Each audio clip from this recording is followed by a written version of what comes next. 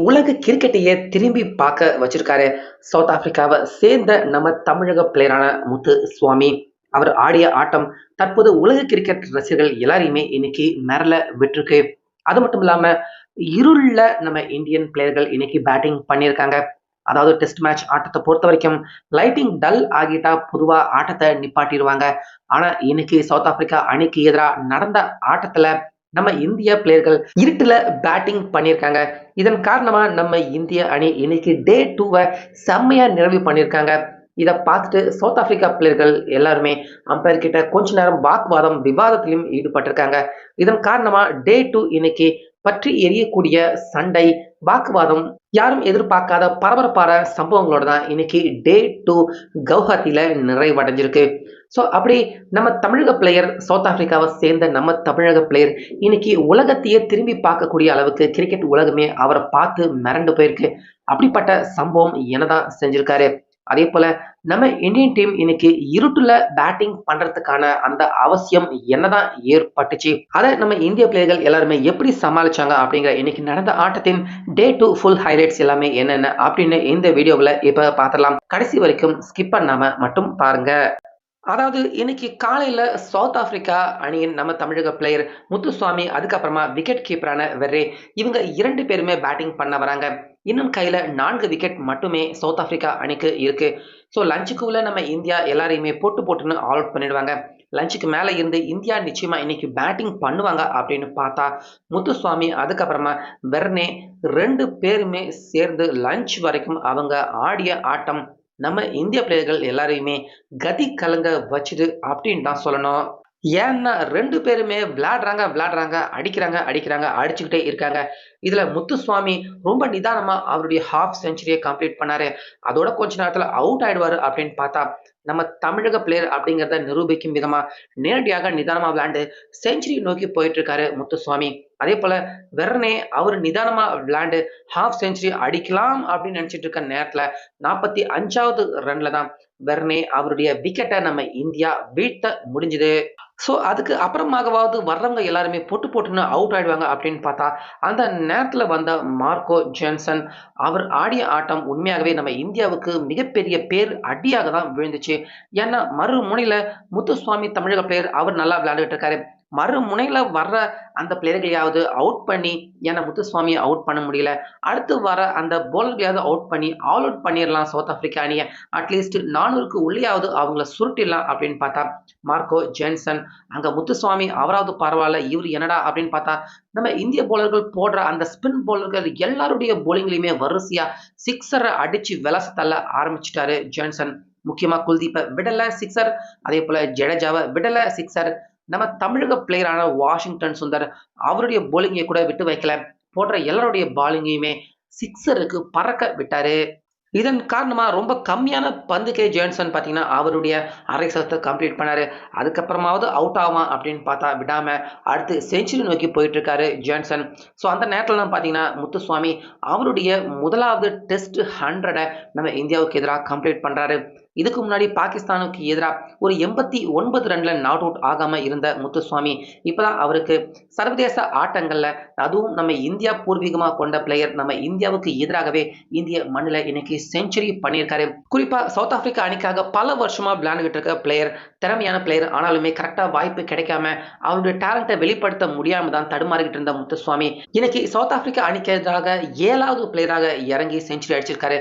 South Africa அணியில 7வது batting ஆர்டர்ல செஞ்சுரி அடிச்சவங்க அப்படிங்கிற பேர் அந்த பட்டியல் பார்த்தீங்கன்னா ரொம்பவே கம்மி. அந்த ரெக்கார்டை முத்துசுவாமி செய்து சவுத் ஆப்பிரிக்கா டீம் மட்டும் இல்லாம ஒட்டுமொத்த கிரிக்கெட் ரசிகர்கள் எல்லாருமே திரும்பி பார்க்கக்கூடிய ஒரு ரெக்கார்டை இன்னைக்கு முதலாவது செஞ்சுரியை நம்ம இந்திய மண்ணில் முத்துசுவாமி கம்ப்ளீட் பண்ணி அதுக்கப்புறமா 109 ரன்ல தான் அவர் அவுட் ஆனாரு. ஸோ அவரும் அவுட் ஆயிட்டாரு. 8 விக்கெட் விழுந்துருச்சு. எப்படா சவுத் ஆப்பிரிக்கா ஆல் அவுட் ஆவாங்க அப்படின்னு பார்த்துட்டு இருந்தா மறுமுனையில இங்க ஜான்சன் பார்த்தீங்கன்னா செஞ்சுரி நோக்கி போயிட்டு இருக்காரு. அவருக்கு நல்ல பார்ட்னர்ஷிப்பை பார்த்தீங்கன்னா கேஷவ் மகாராஜ் கொடுத்துட்டு இருக்காரு. கிட்டத்தட்ட அவரும் 30 பந்து விளையாண்டு கடைசி விக்கெட் பார்ட்னர்ஷிப்புக்கே மார்க்கோ ஜான்சன் செஞ்சுரி நோக்கி போறதுக்கான எல்லா உதவியும் கேஷவ் மகாராஜ் செஞ்சுக்கிட்டு இருந்தாரு. இதன் காரணமா 93 ரன்ல இருக்காரு ஜான்சன். அப்போ குல்தீப் போட்ட ஒரு பால பார்த்தீங்கன்னா மிஸ் பண்ணதால அந்த பால்ல கிளீன் போல்ட் ஆகி ஒரு வழியா 93 ரன்ல மார்க்கோ ஜான்சன் அவருடைய விக்கெட்டை இழந்தாரு. இதன் காரணமா சவுத் ஆப்பிரிக்கா அணி கிட்டத்தட்ட 2 நாட்கள் முழுசா விளையாண்டு 489 ரன்கள் நம்ம இந்தியாவுக்கு எதிரா எடுத்திருந்தாங்க. ஸோ ஒரு வழியா சவுத் ஆப்பிரிக்கா அணிய ஆல் அவுட் பண்ணிட்டோம் அப்படிங்கிற அந்த நிம்மதி பெருமூச்சு நம்ம இந்திய பிளேயர்கள் விட்டாலும், அடுத்து இன்னும் பார்த்தீங்கன்னா கிட்டத்தட்ட 10 ஓவர் இருக்கு. 10 ஓவர போய் கண்டிப்பா நம்ம இந்தியா பேட்டிங் பண்ண வேண்டிய அந்த கட்டாயமும் நம்ம இந்தியாவுக்கு ஏற்பட்டிருந்துச்சு. ஸோ சவுத் ஆப்பிரிக்கா அவங்க பேட்டிங் பண்றப்பவே பார்த்தீங்கன்னா ஏறக்குறைய மைதானத்துல லைட்டிங் குறைஞ்சு போச்சு. அங்க சுத்தி இருக்கிற ஸ்டேடியம் லைட்டுகள் எல்லாமே எரிய விட்டு தான் சவுத் ஆப்பிரிக்கா அவங்களே பேட்டிங் பண்ணாங்க. இந்த கடுமையான சூழ்நிலையில லைட்டிங் கம்மியா இருக்கிற அந்த மோசமான நேரத்துல நம்ம இந்தியா எப்புட்றா பேட்டிங் பண்ண போறாங்க அப்படிங்கிற ஒரு மோசமான டென்ஷன் பரபரப்பான சூழ்நிலையில தான் நம்ம இந்திய அணி பக்கம் ஜெய்ஷ்வால், ராகுல் 2 பேருமே பேட்டிங்க்கு உள்ள வந்தாங்க. அதே போல முக்கியமா இன்னைக்கு நாள் முழுக்க 2 பேருமே ஃபீல்டிங்கும் பண்ணியிருக்காங்க. ரொம்பவே டயர்டாக தான் 2 பேருமே காணப்பட்டாங்க. அந்த டயர்டோட அந்த கடைசி 10 ஓவர எப்புட்றா நம்ம இந்திய பிளேயர்கள் அதாவது ஜெய்ஷ்வால், ராகுல் 2 பேருமே ஃபேஸ் பண்ண போறாங்க அப்படிங்கிற உச்சக்கட்ட பரபரப்பு தான் எல்லார்கிட்டயுமே பார்க்குற எல்லார்கிட்டயுமே ஏற்பட்டுச்சு. அப்போ அந்த இடத்துல பார்த்தீங்கன்னா, மார்க்கோ ஜான்சன் 93 ரன் நிண்டு அடிச்சு நம்ம இந்தியாவ கதற விட்டது மட்டும் இல்லாம, திரும்பவும் பந்து போடவும் வந்துட்டாரு. ஃபர்ஸ்ட் ஓவரே மார்க்கோ ஜான்சன் அவர் தான் போட்டாரு. போட்ட ஒவ்வொரு பந்தும் பார்த்தீங்கன்னா, கிட்டத்தட்ட 145 கிலோமீட்டர் ஸ்பீட்ல பால நம்ம இந்திய பிளேயர்களுக்கு நேரா எடுத்து வீசாரு. பால் மின்னல் வேகத்துல கிராஸ் ஆகி போகுது. ஏற்கனவே லைட்டிங் இல்லாம பால எப்புட்றா ஹேண்டில் பண்றது அப்படின்னு ஜெய்ஷ்வால், ராகுல் தடுமாறிக்கிட்டு இருக்கப்ப, இவர் வேற கிட்டத்தட்ட அடி எவ்வளவு உயரம் தெரியும் மார்க்கோ ஜான்சன் நம்ம எல்லாருக்குமே தெரியும். அவ்வளவு உயரமான பிளேயர். பால் ஸ்பீடு, பவுன்ஸ் இப்படி எல்லாத்தையுமே கலந்து போடுறாரு. ஜான்சன் அவருடைய பால ஃபேஸ் பண்றதுக்கு ரொம்பவே கஷ்டப்பட்டாங்க ஜெய்ஷ்வால், ராகுல். ஆனாலுமே பார்த்தீங்கன்னா, கிட்டத்தட்ட 37 பந்து மட்டுமே வீசப்பட்டிருந்தது. ஏன்னா லைட்டிங் டல் ஆயிடுச்சு.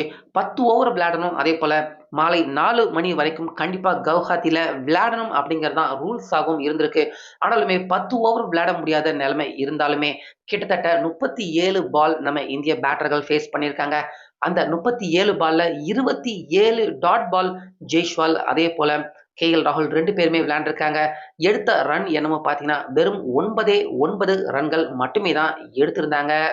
அதே நேரத்துல சவுத் ஆப்பிரிக்கா அவங்களும் பார்த்தீங்கன்னா, எப்படியாவது அட்லீஸ்ட் ஒரு விக்கெட்டாவது எடுத்துறணும், எடுத்தே ஆகணும். அப்பதான் நாளைக்கு டே 3ல சவுத் ஆப்பிரிக்கா அணி அவங்க பந்து வீசுறதுக்கு நல்லா இருக்கும் அப்படின்னு எப்படியாவது ஒரு விக்கெட்டையாவது எடுத்துடலாம் அப்படின்னு எவ்வளவோ முயற்சி பண்ணாங்க. ஆனாலுமே பார்த்தீங்கன்னா, ஜெய்ஷ்வால், ராகுல் 2 பேருமே ரொம்ப கண்ல விளக்கண்ணி விட்டுட்டு ஏன்னா ஏற்கனவே ரொம்பவே டயர்ட் ஆயிட்டாங்க. அவங்களால ஃபீல்டிங் பண்ணி டயர்ட் ஆயிருக்காங்க. அந்த டயர்டோட சேர்த்து பேட்டிங் பண்றது கண்டிப்பா கஷ்டம் தான். லைட்டிங் வேற சரியா இல்ல. ஆனாலுமே ரொம்ப பொறுமையா, நிதானமா இருந்து 2 பேருமே அவங்களுடைய விக்கெட்ட காப்பாத்திக்கிட்டாங்க. கிட்டத்தட்ட கரெக்ட்டா 37 பந்துகள் மட்டுமே வீசப்பட்டிருந்தது. ஸோ அந்த நேரத்துல லைட்டிங் ஃபெயில்ட் ஆயிடுச்சு. அம்பயர்கள் லைட்டிங் உடைய அந்த லூமினஸ் பார்த்தீங்கன்னா, கிட்டத்தட்ட 6000த்துக்கும் அதிகமாக போயிருச்சு. அதனால நிச்சயமா மேட்ச் நடத்த முடியாது. நிப்பாட்டிடலாம் அப்படின்னு சொல்ல, சவுத் ஆப்பிரிக்கா பிளேயர்கள் எல்லாருமே வந்து, "நேத்து நாங்க இந்நேரத்துல எல்லாம் நாங்க பேட்டிங் பண்ணலையா? சவுத் ஆப்பிரிக்கா கூட நேத்து கடைசி ஓவர்ல ஒரு விக்கெட் பேட் லைட்டிங், டல் லைட்டிங்ல விக்கெட் விழுந்திருந்தது." அத குறிப்பிட்டு கேப்டன் டெம்பா பவுமா, ஜான்சன் எல்லாருமே பார்த்தீங்கன்னா, அம்பயர் கிட்ட வாதம் செஞ்சாங்க. சண்டை மாதிரியான ஒரு பரபரப்பான சூழ்நிலையும் ஏற்பட்டுச்சு. ஆனாலுமே அம்பயர்கள் நேத்து நீங்க பேட்டிங் பண்ணியிருந்தா கூட, அப்போ லைட்டிங் உடைய அந்த பவர் பார்த்தீங்கன்னா, கிட்டத்தட்ட 6000க்கு கீழ தான் இருந்துச்சு. ஆனா நேற்று ஆட்டம் நிறைவடையறப்ப அந்த 6000 லூமினஸ்க்கு மேல போனதுக்கு அப்புறமா தான் மேட்ச நிப்பாட்டுனாங்க. அதே 6000க்கு மேல இப்பவும் போயிருச்சு. அதனால மேட்ச இன்னைக்கு ஸ்டாப் பண்றோம் இதோட அப்படின்னு அம்பயர்கள் திட்டவட்டமாக சொல்ல, அதுக்கப்புறமா தான் சவுத் ஆப்பிரிக்கா அவங்களும் ஏத்துக்கிட்டாங்க. ஆட்டம் இன்னைக்கு கரெக்ட்டா கிட்டத்தட்ட 37 பந்துகள் வீசியிருந்தப்ப 9 ரன்கள் எடுத்திருந்த நிலையில நம்ம இந்தியா எந்த விக்கெட்டையுமே இழக்காம டே 2 இன்னைக்கு ஸ்டம்ப்ஸ் செய்யப்பட்டு நிறைவு செய்யப்பட்டிருக்கு.